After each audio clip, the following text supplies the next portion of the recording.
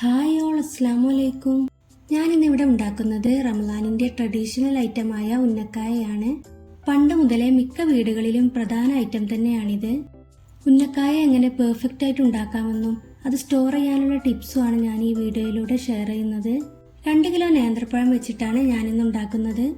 അപ്പോൾ ആദ്യം തന്നെ പഴം ഒന്ന് വേവിച്ചെടുക്കണം. പഴം എടുക്കുമ്പോൾ മീഡിയം പഴുപ്പിലുള്ള പഴം തന്നെ എടുക്കാൻ ശ്രദ്ധിക്കണം. ഒരുപാട് പഴുത്ത പഴം എടുക്കരുത്, എന്നാൽ കറ കുത്തുന്ന തരത്തിലുള്ള പഴുക്കാത്ത പഴം എടുക്കരുത്. എടുക്കുന്ന പഴം റെഡി ആയാൽ തന്നെ ഉന്നക്കായ പെർഫെക്റ്റ് ആവും. കുക്കറിലിട്ടാണ് ഞാൻ പഴം വേവിച്ചെടുക്കുന്നത്. പഴം ആവിൽ വേവിച്ചെടുത്താലും മതി. പഴം വേവാൻ ആവശ്യത്തിന് 1 കപ്പ് വെള്ളം മാത്രമേ ഞാൻ ഇതിലേക്ക് ഒഴിക്കുന്നുള്ളൂ. ഒറ്റ വിസില് മതി. ഇനി മറ്റൊരു പാത്രത്തിലേക്ക് തൊലി കളഞ്ഞ് പഴം മാറ്റുകയാണ്. ഇനി ചൂടോടെ തന്നെ പഴം സ്മാഷ് ചെയ്തെടുക്കണം. സ്മാഷർ വെച്ചോ തവി വെച്ചോ എങ്ങനെ വേണമെങ്കിലും സ്മാഷ് ചെയ്തെടുക്കാം. ഞാനിവിടെ ബീറ്റർ വെച്ചാണ് ബീറ്റ് ചെയ്തെടുക്കുന്നത്. ഇങ്ങനെ ചെയ്യുമ്പോൾ പെട്ടെന്ന് തന്നെ പെർഫെക്റ്റ് ആയിട്ട് സ്മാഷ് ചെയ്യാൻ പറ്റും. ഇങ്ങനെ ബീറ്റർ വെച്ച് ബീറ്റ് ചെയ്യുമ്പോൾ പഴം ലൂസായതുപോലെ തോന്നും, പക്ഷെ ചൂടാറുമ്പോൾ അത് റെഡി ആയിക്കോളും. ഇനി ഇതിലേക്കുള്ള ഫില്ലിങ് റെഡിയാക്കണം. അപ്പോൾ ഞാനിവിടെ 6 മുട്ട എടുത്തിട്ടുണ്ട്. പാനിലേക്ക് 2 ടേബിൾ സ്പൂൺ നെയ്യ് ഒഴിക്കുന്നുണ്ട്. നെയ്യ് മെൽറ്റ് ആകുമ്പോൾ 6 മുട്ട പൊട്ടിച്ചൊഴിക്കുകയാണ്.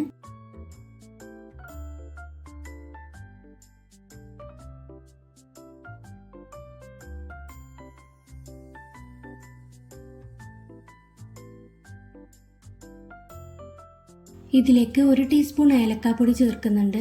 അതുപോലെ മധുരത്തിന് ആവശ്യമായ പഞ്ചസാര കൂടെ ചേർക്കണം. 5 ടേബിൾ സ്പൂൺ പഞ്ചസാര ഞാൻ ഇട്ട് കൊടുത്തിട്ടുണ്ട്. മധുരം നന്നായി ഇഷ്ടപ്പെടുന്നവർക്ക് 2-3 ടേബിൾ സ്പൂൺ പഞ്ചസാര കൂടെ ചേർക്കാം.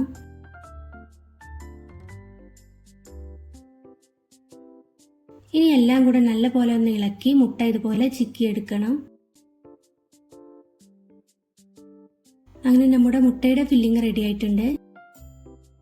ഇനി ഇതിൽ നിന്ന് മുട്ട മാറ്റി സെയിം പാനിലേക്ക് തന്നെ 2 ടേബിൾ സ്പൂൺ നെയ്യ് ഒഴിക്കുന്നുണ്ട്.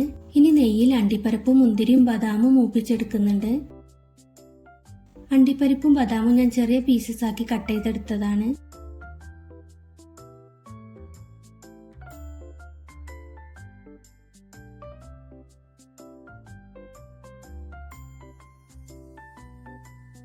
ഇനി ഇതിലേക്ക് അരമുറി തേങ്ങ ചിരകിയത് കൂടെ ചേർക്കുന്നുണ്ട്. തേങ്ങയും ഒന്ന് നെയ്യിൽ വറുത്തെടുക്കണം.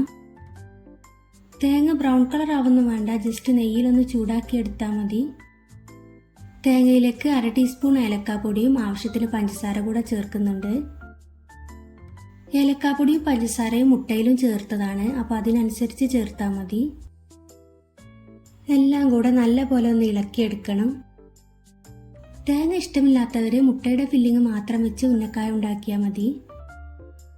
അതുപോലെ മുട്ടയില്ലാതെ തേങ്ങയുടെ ഫില്ലിങ് മാത്രം വെച്ച് ഉണ്ടാക്കാം. ഫില്ലിംഗ് ഒക്കെ ഓരോരുത്തരുടെ ഇഷ്ടത്തിന് ചെയ്യാട്ടോ. തേങ്ങയൊക്കെ നല്ലപോലെ ചൂടായിട്ടുണ്ട്. ഇനി നേരത്തെ തയ്യാറാക്കി വെച്ച മുട്ടയുടെ ഫില്ലിംഗ് കൂടെ ഇതിലേക്ക് ഇട്ട് രണ്ടും കൂടെ മിക്സ് ചെയ്യാം.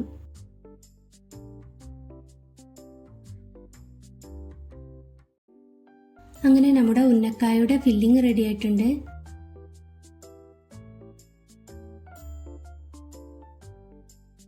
ഇനി നമുക്ക് ഉന്നക്കായ ഉണ്ടാക്കാം. കയ്യിൽ എണ്ണ തടവി പഴം ചെറിയ ബോൾസ് ആക്കി എടുക്കുന്നുണ്ട്. ഇനി ഇത് കയ്യിൽ വെച്ച് ഇതുപോലെ ഒന്ന് പരത്തിയെടുക്കണം.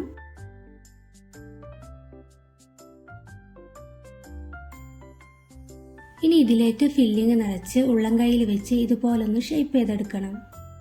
നമുക്ക് ഇഷ്ടമുള്ള ഷേപ്പ് ആക്കാം. എന്നാലും പണ്ട് മുതലേ ഉന്നക്കായ എന്ന് പറയുമ്പോൾ ഈ ഒരു ഷേപ്പിലല്ലേ കിട്ടാറ്.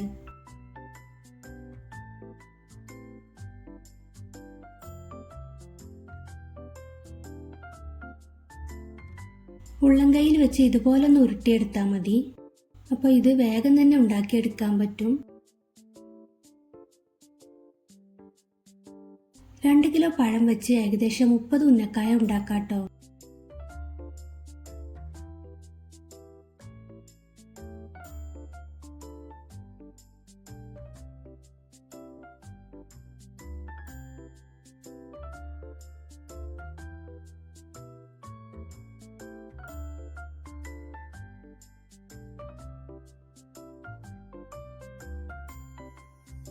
അപ്പോൾ ഞാൻ മുഴുവൻ ഉന്നക്കായും റെഡിയാക്കിയിട്ടുണ്ട്.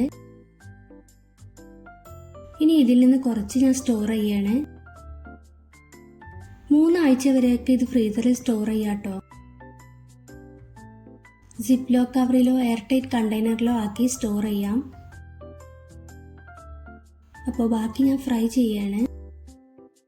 ഫ്രൈ ചെയ്യുമ്പോൾ ഒരു സൈഡ് കുക്കായതിനു ശേഷം മാത്രമേ തിരിച്ചിടാവൂ, ഇല്ലെങ്കിൽ പൊട്ടിപ്പോവും.